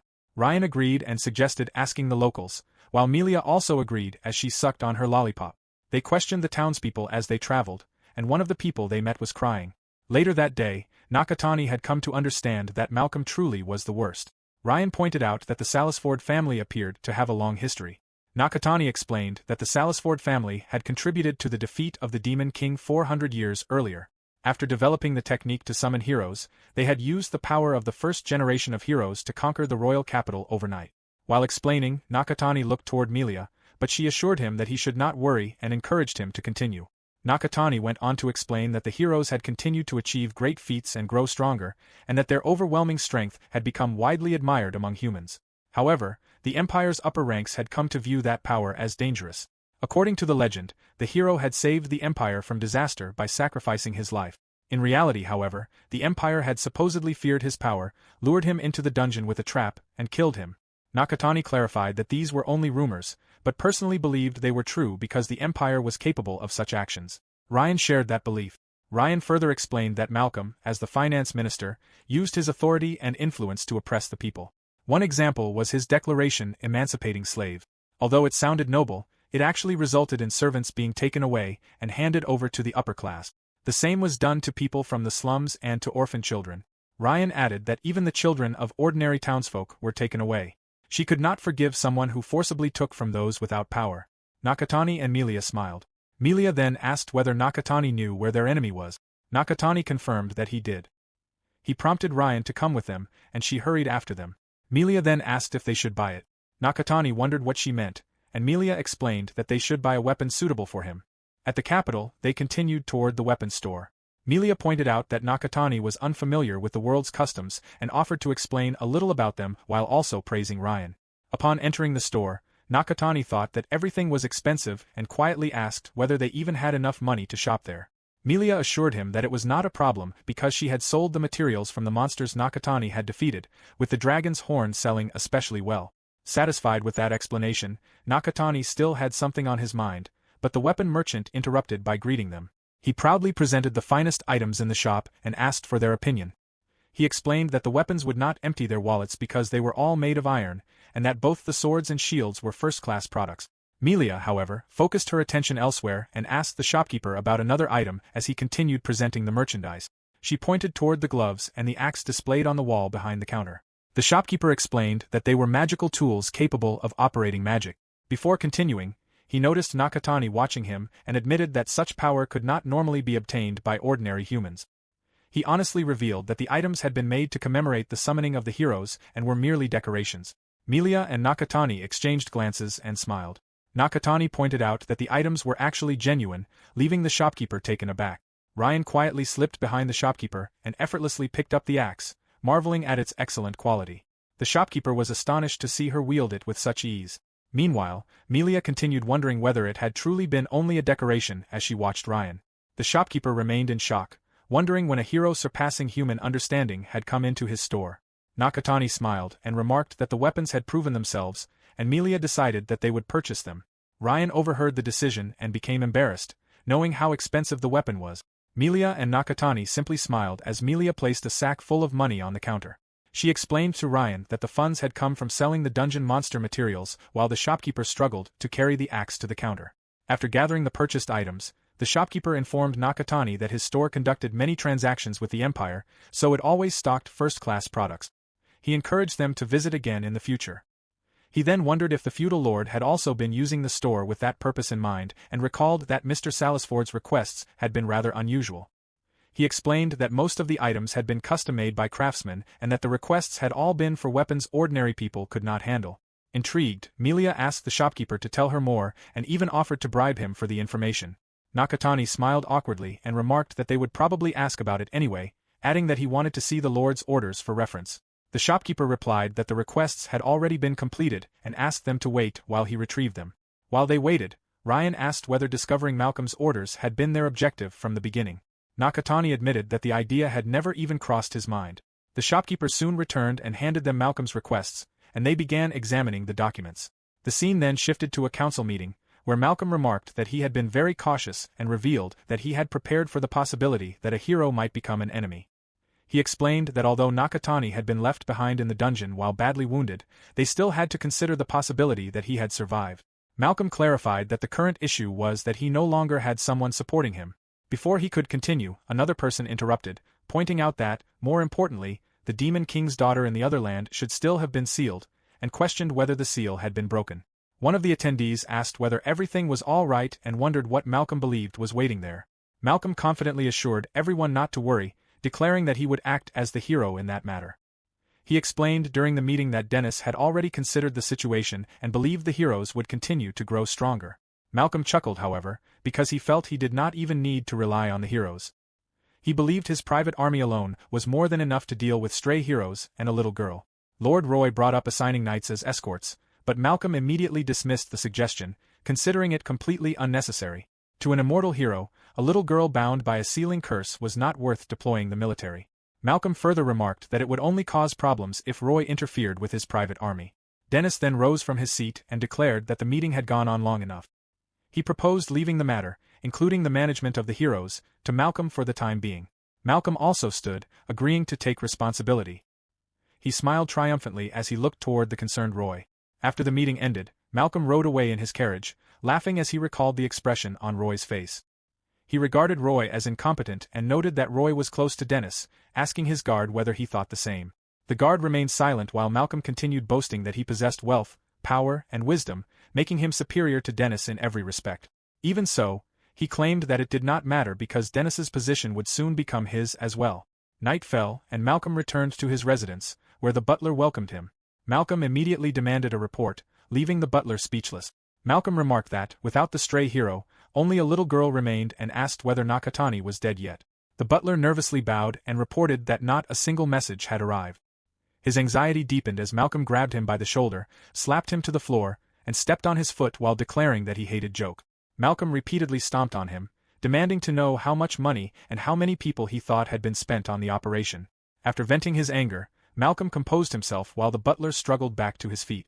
Malcolm asked again whether there truly had not been a single report despite sending so many people and wondered what was happening. At that moment, a voice from elsewhere in the mansion called Malcolm's name and informed him that someone had arrived. Malcolm immediately became uneasy upon realizing it was his father. He reported that he had officially taken responsibility for subjugating the stray heroes and assured him that everything was proceeding smoothly. His father warned him not to underestimate a hero's power and asked whether he knew exactly where the hero was. Malcolm answered that he did and assured his father there was no need for concern. A short while later, Malcolm strode angrily into another room as the butler hurriedly opened the door for him. Malcolm remarked that he should never have relied on the bandit. Inside the room were a series of prison cells. The butler asked whether he intended to use the imprisoned children. Malcolm called the butler an idiot and reminded him that their opponent was only a little girl who had been sealed away, so there was no need to go that far. He then stopped before one particular cell, looked at the mysterious monster imprisoned inside, smiled, and resolved to help it when the time came. The scene shifted back to the weapons store, where Melia suggested heading to the forest after successfully purchasing their weapons. Ryan expressed concern because they were supposed to avoid that forest due to the wanted posters. Melia assured her that it would be fine, reasoning that there was no way they could be stopped by bandits and thieves hired by someone as insignificant as Malcolm. Nakatani, however, also seemed uneasy about Melia's idea. After they reached the forest, Nakatani asked Melia why they had come there. She explained that she intended to scatter some bait. She then asked Nakatani whether there were any decent people among the heroes. Nakatani admitted that he was not even sure whether Melia considered him decent and found the question suspicious. His thoughts briefly turned to Mina's. Melia chuckled and remarked that it did not matter because she was not specifically targeting Nakatani. Ryan asked Melia what she was planning. Melia explained that she wanted Ryan to help ease the dissatisfaction of the people living in the territory. Nakatani inferred that she meant allowing the heroes to deal with Malcolm, while Ryan quietly repeated the word, heroes, to herself. Melia explained that no matter how many crimes the finance minister committed or how much suffering he caused the people, nothing could be done while everything remained within his territory. Although Ryan believed Melia's reasoning was correct, she still had doubts. Nakatani, however, thought that the heroes were the ones most likely to act as outsiders in this situation. Besides, he could already think of a few who would certainly make a move. Melia approached Ryan and admitted that she was worried their plan had become complicated. Ryan reassured her that it was nothing. Before Ryan could continue, Melia sensed that someone had taken the bait and immediately activated her skill to capture a hooded man. She pinned him to the ground and called for Nakatani, who merely sighed and smiled. Nakatani interrogated the man and asked whether he knew about the heroes. Deciding that the method did not matter, he concluded that a girl would be the most suitable target among them. He instructed the man to deliver a message to the heroes, claiming that the finance minister, Malcolm, was illegally capturing slaves and torturing them for amusement. He then asked whether the man understood, and the hooded man immediately nodded. Nakatani signaled to Melia that everything was fine, and she released the man, who wondered whether they were truly going to let him go. Nakatani warned that there would not be a second chance and asked whether he had any companions. The man hesitantly replied that he could not betray his friends. Nakatani clarified that he did not need to. Instead, he instructed the bandit to tell his companions to deliver the same information to the heroes, explaining that the more people spreading it, the better, even if it reached only one additional person. The bandit revealed that they all bore identifying marks on their bodies, and Nakatani acknowledged the information. Melia then motioned for the bandit to leave, and he quickly disappeared. Ryan suddenly remembered that Melia possessed all kinds of traits. Nakatani smiled and remarked that it must have been difficult. Ryan responded that she thought Nakatani was quite remarkable as well. Melia urged them to continue through the forest. Ryan asked whether they would be repeating what they had just done many more times. Melia explained that they had already gathered enough information on the finance minister, so all that remained was to lure him out and strike. Still concerned, Ryan admitted that Malcolm did not seem like the type to call for reinforcements and agreed that this was also true regarding his military strength as they continued deeper into the forest. At the finance minister's territory, at Training Ground 1, the heroes continued their relentless training. A beam of magic struck the ground and Miyamoto, who had cast it, considered the result impressive. The other heroes remarked that, despite everything that had happened, Miyamoto was still truly exceptional. They admired his talent, noting how quickly he had made his newfound power his own. In contrast, Onizuka dismissed the others as insignificant, pointing out that none of them could use skills and possessed only basic abilities. When another hero remarked that it could not be helped, Onizuka became even more irritated. Akane observed the training, and felt that only a few of their classmates seemed genuinely motivated. Minace disagreed, insisting that everyone was trying their best. She explained that she was also working to become stronger because she was determined to bring Nakatani back this time. Akane and another classmate looked at her with concern. Several other heroes joined the conversation and remarked that Minace was still clinging to the same idea, believing that what she hoped to accomplish was impossible. Another classmate pointed out that the previous battle had been especially severe and believed that Mizune's, whose arm had been amputated during the fight, had been affected the most. Minace clarified that nothing terrible had happened to her personally and explained that she had simply fainted. Meanwhile, Akane and Minace overheard another conversation among their classmates about the training ground being located within Malcolm's territory. They wondered whether anyone had heard anything dangerous about him. One classmate mentioned rumors involving slaves. Another believed that such things were simply part of how the world worked, though it still sounded terrible. They worried that they might one day become slaves themselves and feared what would happen if that occurred, concluding that they needed to be able to fight when the time came. The discussion then shifted to how only Miyamoto was learning skills, leading them to believe it would be better to remain behind him instead. Their conversation came to an end as Malcolm entered the training ground with his guard and inspected their progress. Miyamoto reported that the training had gone well and expressed gratitude, explaining that he had managed to acquire a few skills and abilities. Malcolm scoffed at the response, dismissing the achievement as merely a few skills. Before Miyamoto could respond, Malcolm remarked that it did not matter if they were unable to use many skills because his private soldiers were strong enough. Onizuka, wearing a dark expression, demanded to see Malcolm's private soldiers. He argued that the hero's weak abilities were useless and suggested that, if Malcolm's soldiers were truly that powerful, they should simply hand their abilities over to him. Malcolm sighed as Onizuka continued pressing the matter, eventually pointing toward Malcolm's guard and stating that even seeing that one guard would be enough, dismissing him as nothing more than a puppet. Malcolm relented and called for his guard, allowing him to indulge himself. The guard removed his hood at Malcolm's order, revealing his imposing physique. The heroes were surprised by his appearance and noticed the numerous scars covering his body. Malcolm reminded the guard not to kill anyone. The guard remained silent while Onizuka mocked the scars on his face before confidently preparing to fight. Moments later, Malcolm chuckled, believing the outcome had been inevitable. Onizuka was kneeling on the ground with blood staining his stomach as he struggled to breathe. The heroes watched in silence while Malcolm concluded that it might be better if he took a more direct role in managing them, smiling menacingly. The scene then shifted to the kingdom, where they waited for the heroes to arrive, wondering whether they would actually come. Melia assured them that everything would be fine, reasoning that if the heroes did not come, they would simply lose their advantage. Nakatani recalled what they had done in the forest and wondered who would appear first now that their whereabouts had been revealed. He considered the possibility that it could be the heroes, Malcolm, or even both. Nakatani then informed the two that the bandit they had sent earlier had returned and reported that he had successfully delivered the message. Considering who the recipient was, Nakatani believed there would soon be some movement. Ryan asked who their opponent was likely to be. Nakatani explained that, among the girls in the heroes group, the one with the greatest influence over the class was Akane Seijo. Milia decided it was the perfect opportunity for Nakatani to tell them about the other heroes. She asked him to explain their influence, combat abilities, and, if possible, their skills. Nakatani nodded and began with Miyamoto, whose skill was hero.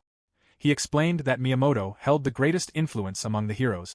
Ryan recalled her encounter with Miyamoto, while Milia took particular interest in the hero skill. Nakatani admitted that all he knew was that the skill was powerful and that he did not know anything beyond that. Milia remarked that the information was not especially useful for the moment and asked him to continue with the others. Nakatani then spoke about Onizuka, the one who had attacked him. He explained that Onizuka possessed the ogre god skill, which Nakatani had absorbed. Although neither Ryan nor Milia considered the skill particularly remarkable, Nakatani regarded it as a genuine threat. Even so, he believed there was one advantage to Onizuka's ability. Since arriving in this world, Onizuka had repeatedly caused trouble for the people of the Empire through his selfish behavior. Nakatani reasoned that, now that they were enemies, Onizuka could become a convenient source of discord within the hero's own ranks. Ryan observed that, even with only Nakatani and Milia, Nakatani already held considerable influence in this world. She wondered why that observation seemed to please Milia so much. Nakatani then explained that the remaining heroes of interest were girls and that there were 4 people in particular they needed to pay attention to. The first was Akane Seijo, whom they had already discussed. Although Akane claimed that her skill merely enhanced her eyesight, Nakatani believed it was clearly more than that as he recalled the day they had all received their skills. Akane had always been good at reading the atmosphere and was adept at building relationships with all kinds of people, whether adults or potentially dangerous individuals. Milia inferred that Nakatani believed Akane could become useful. Nakatani agreed, explaining that it would depend on the impression Akane formed of Malcolm, though he believed it was likely.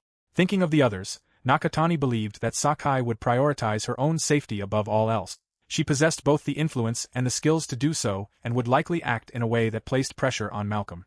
Ryan asked about the remaining 3, while Milia wondered whether one of them was Minace, who had been infatuated with Nakatani. Nakatani replied that, regardless of whether she was infatuated with him, Minace was a valuable healer with recovery skills, and her influence among the heroes was comparable to Miyamoto's. He explained that, in the world they had come from, strength alone was not the basis for judging people, and Minace possessed qualities that made her well liked by everyone. Finally, Nakatani identified the last 2 heroes they needed to watch: Lino Nagisa and Kaido Sa. Kaido was the swordsman who had clashed with Ryan. Although Kaido and Lino did not possess much influence among the heroes, they were simply powerful. Milia asked whether Nakatani still believed that to be true from his own perspective. Nakatani admitted that he honestly considered the 2 of them stronger than Miyamoto or Onizuka. He explained that combat ability had not been necessary in their original world, but those 2 came from special families. He also recalled that Miyamoto had been involved in swordsmanship as well. Nakatani paused, and Ryan remarked that, after listening to him all this time, she was no longer worried only about the hero's arrival. Milia told her not to worry and asked Nakatani what he thought of Ryan's skill. Nakatani explained that he could easily handle her water blade, but believed her dragon technique skill still required more practice. He admitted that he still could not fully grasp the dragon technique. Ryan encouraged him, believing he would be able to master it soon, and Nakatani thanked her. Milia smiled at how well the 2 were getting along and remarked that all that remained was to wait. Meanwhile, in the capital, Roy was walking through the halls when a voice called out to him. Recognizing the Minister of Military Affairs, he let out a sigh before putting on a cheerful facade to greet Dennis and ask what had brought him there. Dennis replied that they should have been close enough for him to visit without any particular reason. However, he admitted that this time he had come with a specific purpose. He wanted to discuss the matter of the stray hero. Dennis informed Roy that they had identified the rogue hero's general location, although the finance minister appeared unable to track the group's movements. He also revealed that he had received some slightly concerning information and wished to entrust Roy with a new assignment. Roy assumed it concerned the subjugation of the rogue hero, but Dennis clarified that it did not. Instead, he wanted Roy to investigate the finance minister and, if necessary, purge him. After concluding the discussion, Dennis departed. Dennis then met with Malcolm and asked how the operation was progressing and whether everything was proceeding smoothly. Malcolm assured him that it was and claimed there were no problems. Dennis remarked that this was good to hear, explaining that the matter of the rogue hero was also of great concern to His Majesty, the Emperor. He reminded Malcolm not to fail, catching him off guard. Malcolm quickly regained his composure and confidently assured Dennis that he would not fail, but Dennis remained unconvinced and continued to harbor doubts. Dennis then brought up a slightly concerning story he had heard and asked whether they could discuss it. He clarified that it concerned Malcolm's territory and asked whether there had once been conflict with the beastmen living there. Malcolm hesitantly admitted that there had. Dennis interrupted, stating that he already understood the situation. Although very little evidence remained, he believed the beastmen's bloodlines still survive. He explained that the Empire had also struggled to develop that land and remarked that the beastmen who had once lived there had possessed extraordinary strength. He praised the Salisford family for its bravery in dealing with them. Malcolm smiled, but the expression vanished when Dennis declared that the beastmen's bloodline posed a threat to the Empire and therefore had to be eradicated completely. He explained that this was the very reason the Salisford family governed that region. Dennis then revealed that rumors had begun circulating that survivors of the bloodlines still existed. As he prepared to leave, Dennis expressed his sincere hope that Malcolm would fulfill his role as a member of the Salisford family. Malcolm assured him that he certainly would. After Dennis departed, Malcolm became troubled, wondering where the information had leaked from. He worried that the situation had escalated to the point that Dennis had invoked the Emperor's name. Although he considered every development unfavorable, he concluded that his priority remained the rogue hero. He believed he could defeat Melia and eradicate her bloodline as well. His thoughts were interrupted when the butler hurried over and whispered something to him. Malcolm burst into laughter after learning that the rogue hero and the Demon King's daughter had finally been found. He regarded them as fools for choosing that location, as it had once been the dungeon where the Salisford family had annihilated the heroes. Meanwhile, at the training ground, Akane concluded that she had done everything she could against them and admitted that she had no idea what lay beyond that. Miyamoto silently gazed up at the clear sky. At the same time, Roy hurried toward Malcolm's residence with an irritated expression. Elsewhere, Nakatani, Melia, and Ryan made their preparations as every group began converging on the same location.